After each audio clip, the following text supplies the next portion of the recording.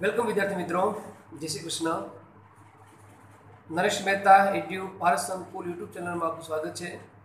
આજે આપણે અભ્યાસ કરીશું ટ્વિસ્ટ MCQ 2, જેની અંદર રકમ તમને આકૃતિની અંદર આપેલી હશે અને ગણતરી ખૂબ ટૂંકી છે. તમારે માત્ર થોડી ગણતરી કરી અને એ જવાબ લાવવાનો છે. તો શરૂ કરીએ આજની આપણી તૈયારી. પ્રથમ પ્રશ્ન, આકૃતિમાં બતાવ્યા પ્રમાણે AB બરાબર 11, BC બરાબર 13 અને AC બરાબર 11, તો x વત્તા y વત્તા z બરાબર કેટલા હોય? હવે જુઓ મિત્રો, આ આકૃતિમાં તમારે જ્યારે વર્તુળ છે એ ત્રિકોણની અંદર વર્તુળ હોય ત્યારે યાદ રાખવાનું છે કે y છે આટલું માપ જે છે BE નું એ y જેટલું માપ અહીંયા પણ હશે. પછી આ z જેટલું માપ છે તો z જેટલું માપ અહીંયા પણ હશે, બરાબર. પછી x છે તો x જેટલું માપ અહીં પણ હશે. તો અહીં આપણને 2x 2y અને 2z જોવા મળે છે. તો આપણે આ પ્રમાણે કરી શકીએ કે 2x વત્તા 2y વત્તા 2z બરાબર કેટલા? તો કે જે આપણને આપેલા છે AB બરાબર આપેલા છે 11 વત્તા 13 વત્તા 11. બે સામાન્ય કાઢી દઈએ તો આપણી પાસે છે x વત્તા y વત્તા z. સરવાળો કરો તો 11 તેરી 33, 34 અને 35 કેટલા થાય?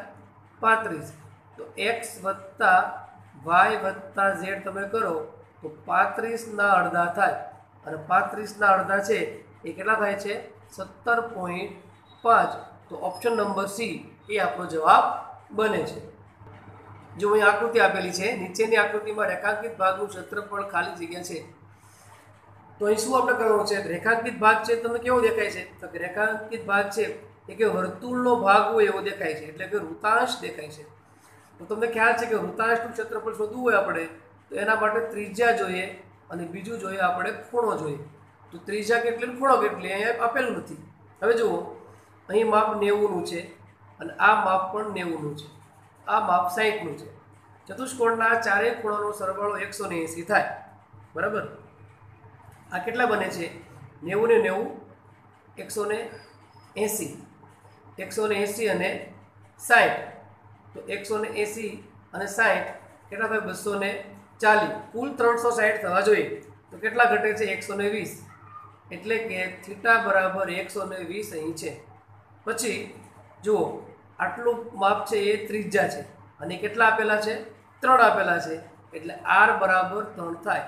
હવે આપણે લઈએ લઘુ વૃતાંશનું ક્ષેત્રફળ બરાબર, આપણને ખબર છે લઘુ વૃતાંશ ક્ષેત્રફળ બરાબર પાઈ r વર્ગ થીટા છેદમાં 360, બરાબર છે. પાઈના પાઈ, ત્યારબાદ r કેટલા છે? 3 ગુણ્યા 3 અને થીટા કેટલા છે? 120, બરાબર છે. એના છેદની અંદર 360, શૂન્ય શૂન્ય ઉડી જાય, 12 તેરી 36, 3 3 ઉડી જાય, વધે છે કેટલા? 3 પાઈ. તો 3 પાઈ વધે છે એટલે 3 પાઈ છે એ આપણો જવાબ થશે ઓપ્શન નંબર બી. આકૃતિમાં આપેલ લંબચોરસ કાગળ ABCDમાં AB બરાબર 20, BC બરાબર 14 સેમી છે. તે કાગળમાંથી અર્ધવર્તુળ ભાગ કાપતા જેનો વ્યાસ BC છે, તો બાકી રહેલા રેખાંકિત ભાગનું ક્ષેત્રફળ ખાલી જગ્યા સેન્ટીમીટર સ્ક્વેર થાય. હવે જુઓ, અહીં આકૃતિ જે આપણને આપી છે, કીધું છે ABCD, એ કેવું છે? લંબચોરસ, બરાબર. માપ આપેલા છે 20 સેમી અને 14 સેમી. તો પ્રથમ આપણે લંબચોરસનું ક્ષેત્રફળ લઈ લઈએ, બરાબર. ત્યારબાદ આ BC છે એ વ્યાસ છે અને એ વ્યાસ આખો 14 સેમી આપ્યો છે, તો ત્રિજ્યા છે એ એની 7 સેમી થાય. તો ત્યારબાદ શોધી લઈએ આપણે અર્ધવર્તુળ ક્ષેત્રફળ, અને એક ક્ષેત્રફળ આપણે લંબચોરસના ક્ષેત્રફળમાંથી બાદ કરીએ તો આપણો જવાબ બનશે. તો પ્રથમ લઈએ લંબચોરસનું ક્ષેત્રફળ. લંબચોરસનું ક્ષેત્રફળ સૂત્ર આવડે છે ને તમને? લંબાઈ ગુણ્યા પહોળાઈ બરાબર 20 ગુણ્યા 14, તો 14 દુ 28 એટલે 280 સેન્ટીમીટર સ્ક્વેર થશે. હવે લઈએ આપણે અર્ધવર્તુળ ક્ષેત્રફળ. અર્ધ વર્તુળનું ક્ષેત્રફળ આખા વર્તુળનું એટલે શું તો કે આખા વર્તુળ એટલે પાય આરનો વર્ગ તો અર્ધ વર્તુળ એટલે કે પાય આરનો વર્ગ છેદની અંદર 2 અર્ધ વર્તુળ છે પાયની કિંમત આપણે નથી આપી એટલે 22 છેદની અંદર 7 લેશું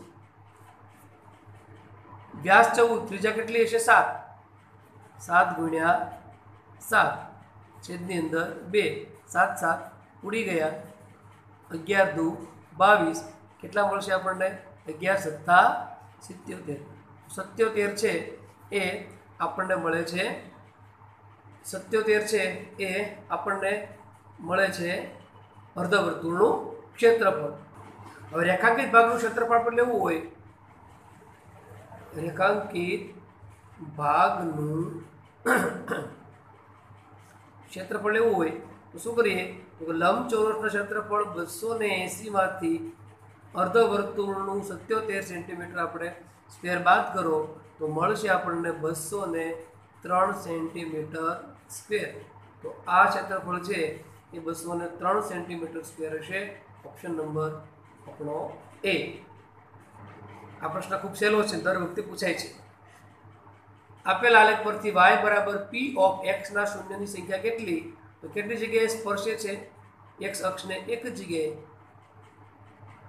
આલેખ x અક્ષને જેટલી જગ્યાએ સ્પર્શે એટલા શૂન્ય થાય એક શૂન્ય મળશે આપણને અહીં જવાબ છે 1 જો ખૂબ મહત્વનો અને અગત્યનો દાખલો છે નીચેની આકૃતિમાં 3 અર્ધવર્તુળો છે જો OA બરાબર OB બરાબર 2 સેમી હોય સમગ્ર આકૃતિનું ક્ષેત્રફળ ખાલી જગ્યા ચોરસ સેન્ટીમીટર થાય બરાબર OB બરાબર 2 એટલે કે OA આટલું માપ 2 છે બરાબર અને આટલું માપ પણ 2 છે અહીં 3 અર્ધવર્તુળ છે આ મોટું અર્ધવર્તુળ છે મોટું અર્ધવર્તુળ બરાબર કે મોટા અર્ધવર્તુળની આપણે જો વાત કરીએ તો OA એ એમની ત્રિજ્યા થશે અને એ 2 છે ત્યારબાદ નાનું અર્ધવર્તુળ છે એ નાના વર્તુળની ત્રિજ્યા બંને બાજુ એક એક થશે ક્ષેત્રફળ આપણે લેવાનું છે તો પ્રથમ લઈએ આપણે